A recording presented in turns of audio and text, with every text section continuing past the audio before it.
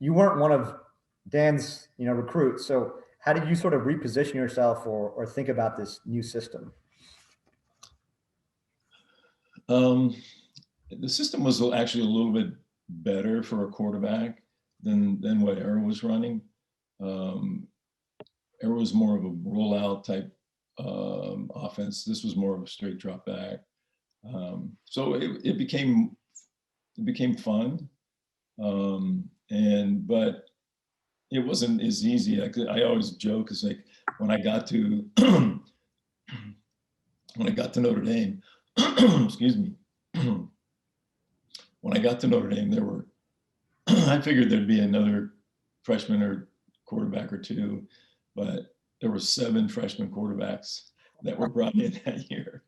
And I always laugh with the boys and I would tell them that, I was so good my freshman year, I worked my way all the way to number 7 on the freshman list. So I couldn't get any lower. But it just took time. I would really, honestly, I wasn't ready. I wasn't prepared for Notre Dame. Yeah. Academically, the school that I went to didn't prepare me as well as necessary. So I ended up spending a lot more time, studying and doing things while other people were out and running, having fun. And athletically too, I got there, and it might have been, excuse me, one of the largest football teams I've ever seen. Especially on the defensive side, we had on the front 4 there were 3 first-round picks. In the linebacking crew there was another first-round pick and 2 first-round picks out of the secondary. Yeah. So it was a crazy. But the one guy was 6'8", and he ended up going to the Rams. The other guy, Steve Niehaus, was the first pick ever of Seattle. The other defensive end was a guy named Willie Fry, who was probably 6'6", and he was the first pick of the Steelers. And then you go back, and on the other tackle, he ended up being drafted, I think, in the 2nd round.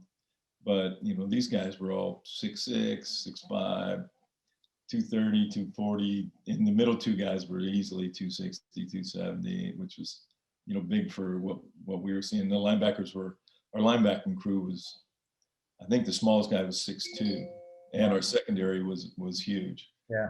And the same thing, I think the smallest guy there was 6'2" or 3. Yeah. And so it was kind of overwhelming when I got there, to say the least. Yeah. So let's fast forward past freshman year. I guess you have a little time to acclimate, and you've got these really large guys, 6'6", 250. You're a sophomore. You're not playing in the first 4 games of the season. Week 4, I think you see your first action against North Carolina. 5 minutes left, down 2 scores. You throw 2 bombs and complete a 2-point conversion. And as a sign of thanks, perhaps, you get to start the next game. And Joe, I think I was in the Army, so I like to call them the chair force. The head coach, Devine, turns to you in the 4th quarter, down 20 points. Again, you lead the team to a 31-30 comeback. And the thing that everybody still talks about and remembers about that season is Daniel Rudiger got carried off the field in the last game of that season. So you were at the game and you were on the team. We know we're in LA. We know about Hollywood. And we know Hollywood takes liberties. What's fact and what's fiction? Well, he got in the game because it was the last game of the season. And what Notre Dame traditionally would do was dress all the seniors, even though they typically wouldn't. And usually they tried to schedule someone that they can handle fairly well, and so that they could get the seniors in the game. And that was the biggest thing. And so Oregon wasn't what Oregon is around today, or has been. And we were ahead, and they start putting the seniors in, and he did get a sack. Yeah. He did get carried off the field as a joke by two